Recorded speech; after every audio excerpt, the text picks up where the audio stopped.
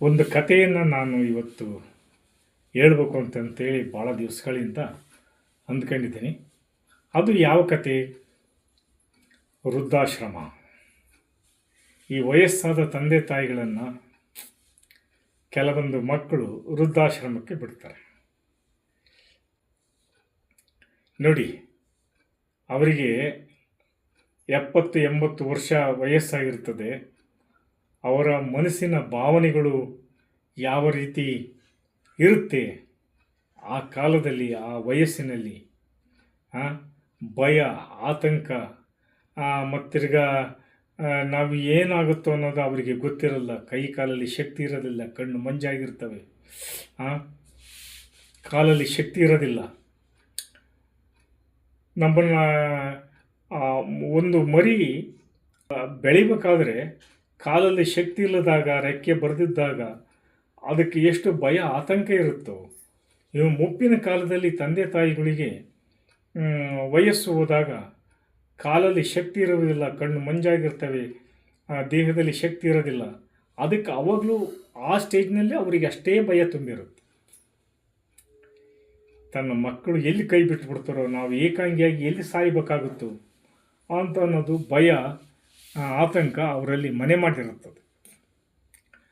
ಅಂಥ ಸ್ಟೇಜಿನಲ್ಲಿ ಇವತ್ತಿನ ಸಮಾಜದಲ್ಲಿ ನಡೆದಿರ್ತಕ್ಕಂಥ ಈ ವಯಸ್ಸಾದ ವೃದ್ಧರನ್ನು ಯಾವ ರೀತಿ ಕಡೆಗಣಿಸ್ತಾರೆ ಅನ್ನೋದು ನಮ್ಮ ಸಮಾಜದಲ್ಲಿ ನಾವು ಬಹಳ ನಮಗೆ ದುಃಖ ಆಗಿಬಿಡ್ತದೆ ಅವ್ರು ನೋಡ್ತದೆ.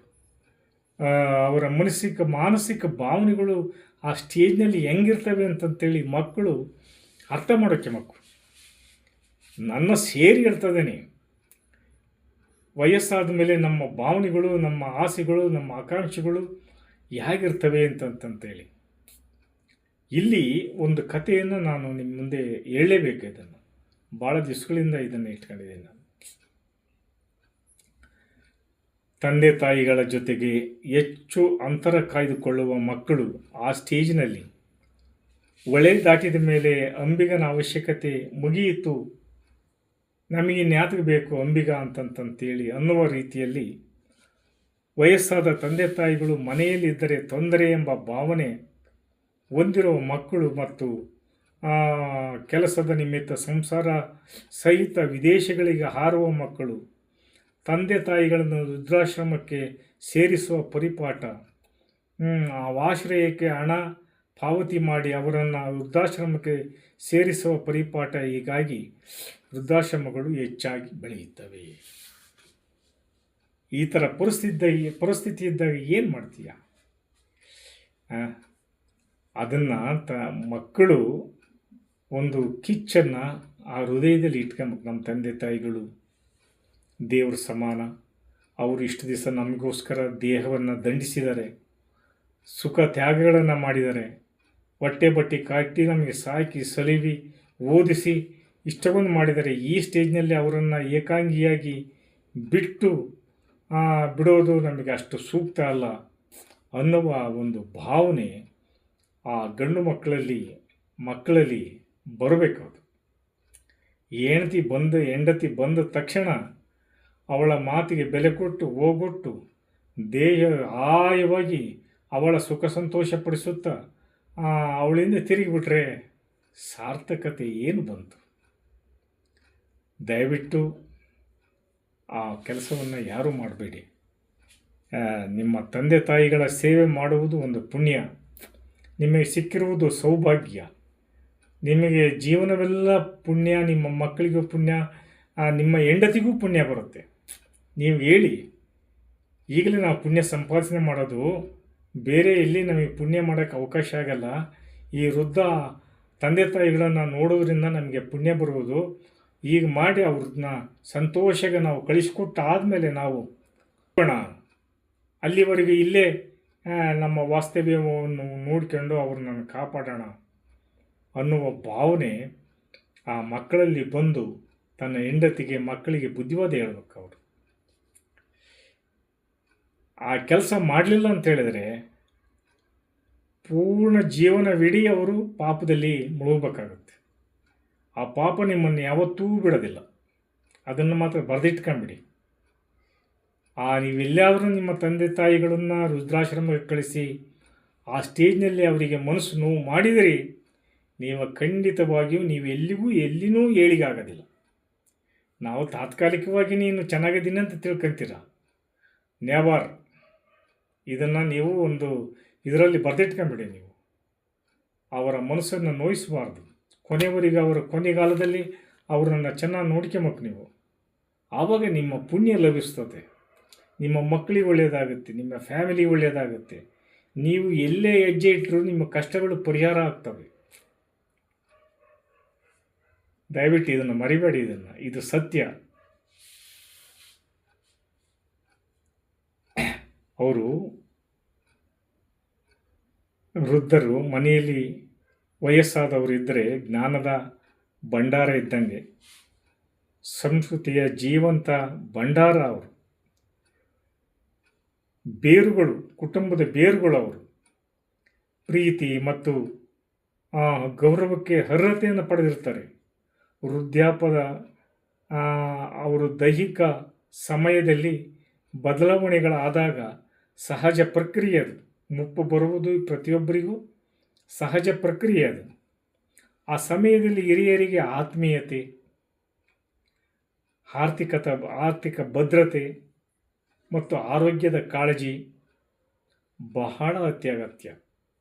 ಅವರನ್ನು ಹೊರೆಯೆಂದು ಭಾವಿಸದೆ ಅನುಭವದ ಭಂಡಾರ, ಸಂಸ್ಕೃತಿಯ ರಕ್ಷಕರು, ಮನೆಯ ಬೆನ್ನೆಲುಬು, ಊರಿನ ಹಿರೀಕರು, ಮನೆಯ ಹಿರೀಕರು ಅನ್ನುವ ಭಾವನೆ ಗಮನದಲ್ಲಿ ಇಟ್ಟುಕೊಂಡು ಮಕ್ಕಳಾದವರು ಅವರನ್ನು ಸುರಕ್ಷಿತವಾಗಿ ಅವರನ್ನು ಬೆಳೆಸುವುದು ಭಾಳ ಅಗತ್ಯ. ಗೊತ್ತಾಯ್ತಾ? ಇದನ್ನು ಯಾವ ರೀತಿಯ ಒಂದು ಬೇಜವಾಬ್ದಾರಿತನದಿಂದ ಮಾಡದೆ ಅವರ ಪ್ರೀತಿ ವಿಶ್ವಾಸ ತೋರಿಸಿ ಅವರನ್ನು ನೋಡಿಕೊಳ್ಳುವುದು ಪ್ರತಿಯೊಬ್ಬ ಮಕ್ಕಳ ಕರ್ತವ್ಯವಾಗಿದೆ. ಇವತ್ತು ಗೌರ್ಮೆಂಟು ಬೇಕಾದಷ್ಟು ರೂಲ್ಸ್ ಮಾಡಿದೆ ಅವರ ಸೇಫ್ಟಿಗೋಸ್ಕರವಾಗಿ. ಮಾನವೀಯ ದೃಷ್ಟಿಯಿಂದ ನೋಡಿದಾಗ ಯಾವ ತಂದೆ ತಾಯಿಗಳು ಮಕ್ಕಳಿಗೆ ದ್ರೋಹ ಬಗೆಯೋದಿಲ್ಲ. ಇದನ್ನು ನೀವು ತಿಳ್ಕೊಂಬಿಟ್ರೆ ನೀವು ಯಾವ ತಂದೆ ತಾಯಿಗಳು ಮಕ್ಕಳಿಗೆ ದ್ರೋಹ ಬಗೆಯುವುದಿಲ್ಲ, ಸಾಧ್ಯನೇ ಇಲ್ಲ. ನೀನೇನೇ ಅನ್ನೆ ಅವ್ರನ್ನ ಕೊಲ್ಲಿ, ನೀವು ಕುತ್ತಿಗೆ ಇಚುಕಿ. ಆ ಕುತ್ತಿಗೆ ಇಚ್ಚುಕಬೇಕಾದ್ರೆ ಅವರು ಆಶೀರ್ವಾದ ಮಾಡ್ತಾರೆ, ಮಗನೇ ನೀನು ಚೆನ್ನಾಗಿರಪ್ಪ ನೀನು ಅಂತಂತೇಳಿ. ಯಾವ ತಂದೆ ತಾಯಿಗಳು ಮಕ್ಕಳ ಮೇಲೆ ನೀವೇನೇ ಎಷ್ಟೇ ಕಷ್ಟ ಕೊಟ್ಟರೂ ಅವರು ನಿಮಗೆ ಹರಾಸ್ಮೆಂಟ್ ಕೊಡೋದಿಲ್ಲ, ಹೇಳೋದಿಲ್ಲ. ಅದನ್ನು ಏನೇ ರೂಲ್ಸು ರೆಗ್ಯುಲೇಷನ್ ಇದ್ದರೂ ಅವನ್ನೇನು ಯಾವ ತಂದೆ ತಾಯಿಗಳು ಮಾಡೋದಿಲ್ಲ. ಅವ್ರು ಚೆನ್ನಾಗಿರಲಿ ಬಿಡಪ್ಪ, ನಾವು ಎಲ್ಲಿಯಾದ್ರೂ ಸಾಯ್ತೀವಿ ಅಂತ ಅಂತಾರೆ. ಆ ವೃದ್ಧರನ್ನು ಕಾಪಾಡಿ. ಹೀಗಾಗಿ ಅವರ ನಮ್ಮ ಮನೆಯ ಬೆನ್ನೆಲುಬು ಇದ್ದಂಗೆ ಅವರನ್ನು ಕಾಪಾಡಿಕೊಳ್ಳುವುದು ಪ್ರತಿಯೊಬ್ಬರ ಕರ್ತವ್ಯ ಕೂಡ. ಕಷ್ಟಪಟ್ಟು ಬೆಳೆಸಿ ಹೊಟ್ಟೆ ಬಟ್ಟೆ ಕಟ್ಟಿ ನವಮಾಸಗಳು ತುಂಬಿ 9 ತಿಂಗಳು ಹೊಟ್ಟೆಯಲ್ಲಿ ಇಟ್ಕೊಂಡು ನಮ್ಮನ್ನು ಭೂಮಿಗೆ ಬಿಟ್ಟಿರ್ತಾರೆ ಅವರು. ಅವರನ್ನು ಯಾವ ರೀತಿ ನೋಡ್ಕೊಬೇಕು ಹೇಳಿ ನೋಡೋಣ. ದಯವಿಟ್ಟು ಎಲ್ಲರೂ ಇದನ್ನು ಅರ್ಥ ಮಾಡಿಕೊಂಡು ಇದ್ದರೆ, ನಿಮ್ಮ ಹಿರಿಯರು ಇದ್ದರೆ, ನಿಮ್ಮ ತಂದೆ ತಾಯಿಗಳಿದ್ದರೆ ಅವರಿಗೆ ಮೊದಲ ಪ್ರಾಧಾನ್ಯತೆ ಕೊಟ್ಟು ಅವರನ್ನು ಕಾಪಾಡಿ ಅಂತಂತ ಹೇಳಿಕೊಳ್ಳುತ್ತಾ ಒಂದು ಕತೆ ನೆನಪಾಗುತ್ತದೆ ನನಗೆ. ಒಬ್ಬ ತಾಯಿ ನನ್ನ ಮಗನನ್ನು ಕಷ್ಟಪಟ್ಟು ಬೆಳೆಸಿ ದೊಡ್ಡವನನ್ನಾಗಿ ಮಾಡಿ ಅವನ್ನ ಓದಿಸಿ ಮದುವೆ ಮಾಡಿ ತನ್ನೆಲ್ಲ ಬದುಕನ್ನು ಅವನಿಗಾಗಿ ಮೀಸಲಾಗಿಟ್ಟಿರ್ತಾಳೆ. ಅನೇಕ ವರ್ಷಗಳು ಗತಿಸ್ತವೆ, ಅವಳಿಗೆ ವಯಸ್ಸಾಗುತ್ತೆ, ಮಗ ಸರ್ಕಾರಿ ನೌಕರಿಯಲ್ಲಿರ್ತಾನೆ. ತನ್ನ ಅವಸರದ ಜೀವನದಲ್ಲಿ ತನ್ನ ತಾಯಿಯನ್ನು ನೋಡಿಕೊಳ್ಳಲು ಅವನಿಗೆ ಆಗ್ತಾ ಇರಲ್ಲ. ನಾನು ಹೆಂಡ್ತಿ ಮಕ್ಕಳು ಸರಿಯಾಗಿ ನೋಡ್ಕೊತಾರೆ ಅನ್ನೋದು ಭಾವನೆಯಿಂದ ಅವನು ತನ್ನ ಕರ್ತವ್ಯದಲ್ಲಿ ನಿರತನಾಗಿರ್ತಾನೆ. ತಾಯಿ ಕೂಡ ಮಗ ದುಡಿತಾನೆ, ಅವನಿಗೆ ತೊಂದರೆ ಕೊಡಬಾರ್ದು, ಅವನಿಗೆ ತನ್ನ ಕಷ್ಟಗಳನ್ನು ಹೇಳ್ಬಾರ್ದು ಅಂತ ಅವನು ನುಂಗಿಕೊಂಡಿರ್ತಾಳೆ. ಹೀಗೆ ದಿನಗಳು ಸಾಗ್ತವೆ. ನನ್ನ ಹೆಂಡ್ತಿ ನನ್ನ ತಾಯಿನ ಚೆನ್ನಾಗಿ ನೋಡ್ಕೊತಾಳೆ ಅನ್ನೋ ಒಂದು ಭರವಸೆಯಿಂದ ಅವನು ತನ್ನ ಕರ್ತವ್ಯದಲ್ಲಿ ನಿರತನಾಗಿರ್ತಾನೆ. ದಿನಗಳು ಕಾಲ ಉರುಳುತ್ತದೆ. ಅವಳಿಗೆ ಒಗ್ದಿ ವಯಸ್ಸು 70-80 ವರ್ಷ ವಯಸ್ಸಾಗಿರ್ತದೆ. ಅವಳು ತನ್ನ ಹೆಂಡತಿ ಬರ್ತಾ ಬರ್ತಾ ಅವರ ತಾಯಿಯನ್ನು ನೆಗ್ಲೆಕ್ಟ್ ಮಾಡಿಬಿಡ್ತಾಳೆ. ಒಟ್ಟಿಗೆ ಸರಿ ಊಟ ಕೊಡೋದಿಲ್ಲ, ಸರಿಯಾಗಿ ಆನ್ಪನ್ ನೋಡೋದಿಲ್ಲ, ಸರಿಯಾಗಿ ಸ್ನಾನ ಮಾಡಿಸೋದಿಲ್ಲ. ಇಷ್ಟು ನೆಗ್ಲೆಕ್ಟ್ನಿಂದ ತಾಯಿ ಭಾಳ ಕೊರಗಿ ಬಿಡ್ತಾಳೆ. ಒಂದು ದಿವಸ ಓಡಾಡೋಕ್ಕೆ ಕಷ್ಟ ಆಗಿರ್ತತೆ, ಆರೈಕೆ ಕಡಿಮೆ ಆಗಿರ್ತತೆ, ಅವಳಿಗೂ ಸಹ ಬೇಸರ ತಂದಿರ್ತತೆ. ಅವಳು ಅಂದ್ಕೊಳ್ತಾಳೆ, ಈ ಆವಾಗ ಸೊಸೆ ಅಂದ್ಕೊಂತಾಳೆ ಅವನ ಹೆಂಡ್ತಿ, ಈ ಪೀಡೆ ಯಾವಾಗ ಸಾಯ್ತೈತಪ್ಪ, ನನಗೆ ಯಾಕೆ ಇಷ್ಟಗೊಂದು ತೊಂದರೆ ಕೊಡ್ತಾಳೆ ಇವಳು, ತಲೆ ಬಾಚುವುದಿಲ್ಲ, ಸ್ನಾನ ಮಾಡಿಸೋದಿಲ್ಲ. ಒಬ್ಬನೇ ಮಗ, ಅವನು ಸಹ ತನ್ನ ತಾಯಿಯನ್ನು ಬಿಟ್ಟು ಎಲ್ಲಿಗೂ ಹೋಗೋಕ್ಕೆ ಇಷ್ಟಪಡೋದಿಲ್ಲ. ಹೀಗೆ ಜೀವನ ಹೋಗ್ತಾ ಇರ್ತತೆ, ದಬ್ತಾ ಇರ್ತಾರೆ.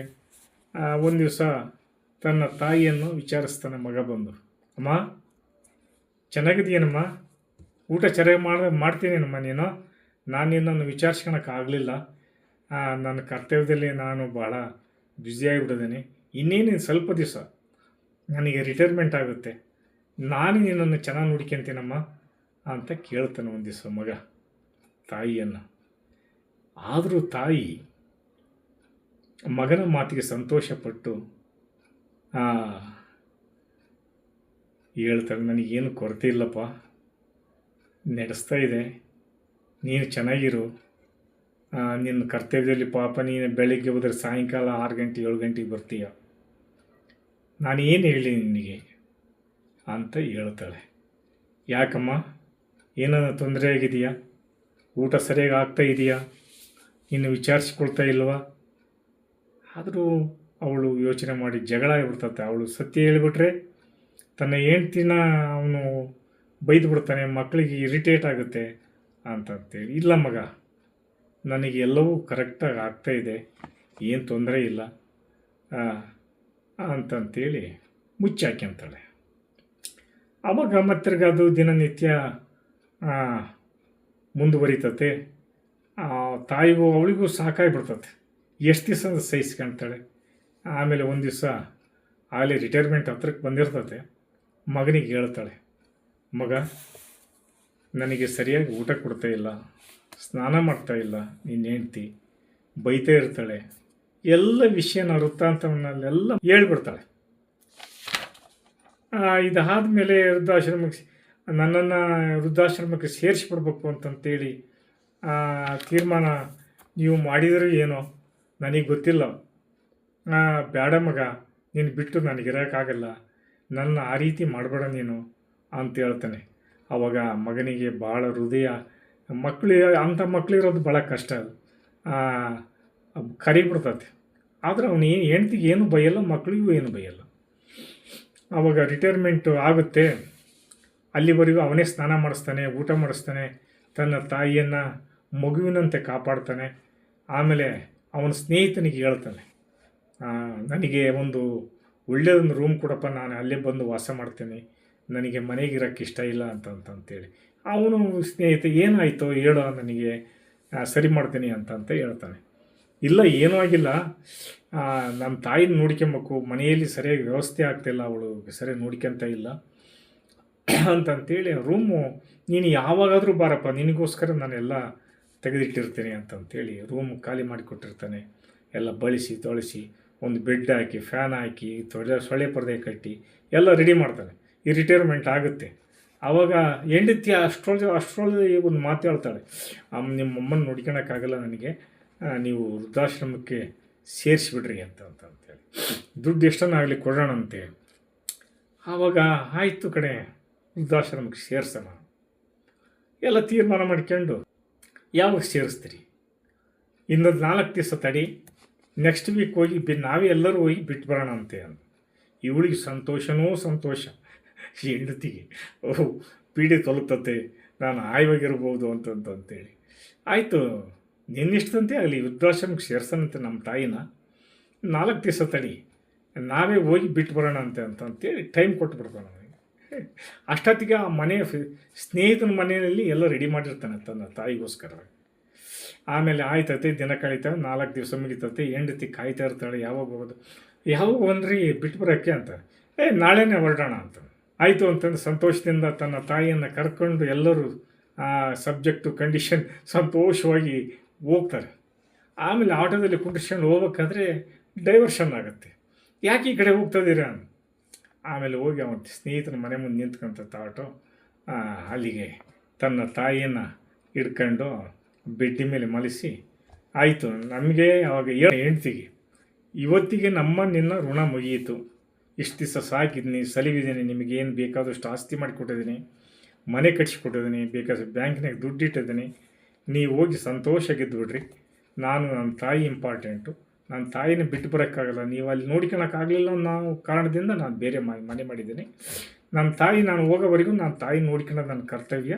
ನೀವು ಸಂತೋಷದಿಂದ ಮನೆಗೆ ಹೋಗಿ ನಿನ್ನ ಮಕ್ಕಳ ಜೊತೆಗೆ ಆಯವಾಗಿ ಇದ್ದುಬಿಡು ನೀನು ಅಂತಂತೇಳಿ ಹೆಂಡತಿಗೆ ಹೇಳ್ತಾನೆ. ನಾನು ಬರೋದಿಲ್ಲ, ನನ್ನ ತಾಯಿ ಸೇವೆ ಮಾಡ್ಬೇಕು, ನಾನು ನಮ್ಮಮ್ಮ ಇಲ್ಲಿರ್ತೀವಿ, ನಿಮಗಾಯಿತು, ನಿಮ್ಮದು ಮುಗೀತಲ್ಲ, ನಿಮಗೆಲ್ಲ ವ್ಯವಸ್ಥೆ ಮಾಡಿದ್ದೀನಿ, ಹೋಗಿ ನೀವು ಸಂತೋಷಗಿರ್ರಿ ಅಂತಂತೇಳಿ ಕಳಿಸ್ಕೊಡ್ತಾನೆ. ಈಗ ಕೇಳ್ತಾನೆ, ಹೆಂಡ್ತಿಗೆ ಜ್ಞಾನೋದಯ ಆಗ್ಬಿಡ್ತದೆ.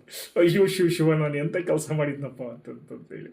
ಆಮೇಲೆ ಅವಳಿಗೆ ಜ್ಞಾನೋದಯ ಇನ್ನೊಂದು ತಪ್ಪಾಯ್ತು ರೀ, ದಯವಿಟ್ಟು ಕ್ಷಮಿಸ್ಬಿಡಿ, ನಿಮ್ಮಮ್ಮನ್ನ ನಾನು ಕೊನೆವರೆಗೂ ಭಾಳ ಚೆನ್ನಾಗಿ ನೋಡ್ಕೊಂತೇನೆ ರೀ, ಬರ್ರಿ ಎಲ್ಲ ಒಟ್ಟಿಗೆ ಇರೋಣ, ದಯವಿಟ್ಟು ನಾನು ಏಕಾಂಗಿ ಮಾಡಬೇಡ್ರಿ, ಈ ವಯಸ್ಸಿನಾಗೆ ನಿಮ್ಮನ್ನು ಬಿಟ್ಟು ನಾನು ಇರೋಕ್ಕಾಗಲ್ಲ, ನನಗೆ ಯಾವ ಮಕ್ಕಳು ಇಲ್ಲದ್ರೂ ಅಷ್ಟೇ ಹೋಗಲಿ, ನೀನು ಬೇಕು ನನಗೆ, ನಿಮ್ಮ ತಾಯಿ ನಾನು ನೋಡ್ಕೊಂತೀನಿ ಬರ್ರಿ, ನಾನು ಮಾತಾಡಿದ್ದು ತಪ್ಪಾಗ್ಬಿಡ್ತು, ನಾನು ಹೇಳಿದ್ದು ತಪ್ಪಾಗ್ಬಿಡ್ತು ಅಂತಂತೇಳಿ ಕಾಲಿಗೆ ಬೀಳ್ತಾಳೆ, ಗಂಡನ ಕಾಲಿಗೆ ಬೀಳ್ತಾಳೆ. ಆಮೇಲೆ ಅವತ್ತೇ ಕಾಲಿಗೆ ಬೀಳ್ತಾಳೆ, ಅತ್ತೆ ನಾನು ಮಾಡಿದ್ದು ತಪ್ಪಾಗ್ಬಿಡ್ತು, ಎಲ್ಲ ಒಟ್ಟಿಗೆ ಇರೋಣ, ನಾವು ಚೆನ್ನಾಗಿ ನೋಡ್ಕೊಂತೀನಿ ಬರ್ರಿ ಅಂತಂತೆ. ಹೇಗೆ ಕತೆ ಮಕ್ಕಳಿಗೆ ಈ ಬುದ್ಧಿ ಇರಬೇಕದು, ಮಕ್ಕಳಿಗೆ ಈ ಬುದ್ಧಿ ಇರಬೇಕದು. ಅದು ರಿಟೈರ್ಮೆಂಟ್ ಆದ ತಕ್ಷಣಕ್ಕೆ ಅವರಮ್ಮನ್ನು ಎಷ್ಟು ಚೆನ್ನಾಗಿ ಅವನ ಆದರ್ಶ ಪುರುಷನಾಗಿ ಆದರ್ಶಪ್ರಾಯನಾಗಿ ತನ್ನ ತಾಯಿಯನ್ನು ನೋಡ್ಕೊಂಡವನು ಅಂತಂತೇಳಿ ಅವಾಗ ಸಂತೋಷದಿಂದ ಎಲ್ಲರೂ ಮನೆಗೆ ಹೋಗ್ತಾರೆ. ಮನೆಗೆ ಹೋಗಿ ದೇವತೆಯಂಗೆ ಅವಳನ್ನ ಕಾಪಾಡ್ತಾರೆ. ಆವಾಗ ಮಗ ಅಲ್ಲೇ ಇರ್ತಾನೆ, ಆ ಹೆಂಡ್ತಿ ಕೂಟ ಮಾಡಿಸೋದೇ ಇಲ್ಲ, ಅವನು ತಾನೇ ಕೆಲಸ ಮಾಡಿಬಿಡ್ತಾನೆ ಎಲ್ಲ. ಆ ತಾಯಿನ ಊಟ ತಿಂಡಿ ತಲೆ ಬಾಚೋದು, ಎಣ್ಣೆ ಹಚ್ಚೋದು, ಸ್ನಾನ ಮಾಡಿಸೋದು, ಪ್ರತಿಯೊಂದು ಮಾಡಿಬಿಡ್ತಾನೆ. ಇದು ಜೀವನದಲ್ಲಿ ಬರ್ತಕ್ಕಂಥ ಒಂದು ಅಪಾರ್ಚುನಿಟಿ. ಆ ತಂದೆ ತಾಯಿಗಳನ್ನು ನೋಡಿಕೊಳ್ಳೋದು, ಕೊನೆವರೆಗೂ ದೇವರು ನಿಮ್ಮನ್ನು ಕಾಪಾಡ್ತಾನೆ. ಆ ಮಗ ಎಷ್ಟು ಸಂತೋಷ ಕೊಟ್ಟ ತಾಯಿಗೆ ಅಲ್ವ. ಈ ಕಥೆಯನ್ನು ಇಲ್ಲಿಗೆ ಹೇಳುತ್ತಾ ನನ್ನ ಮಾತುಗಳನ್ನು ಮುಗಿಸ್ತೀನಿ. ಕತೆ ನೀವು ಚೆನ್ನಾಗಿ ಕೇಳ್ತೀರಾ ಅಂತಂತೇಳಿ ನಂಬಿಕೆಯಿಂದ ನಾನು ಇದನ್ನು ಇಲ್ಲಿಗೆ ಮುಗಿಸ್ತೇನೆ. ಜೈ ಹಿಂದ್, ಜೈ ಕರ್ನಾಟಕ.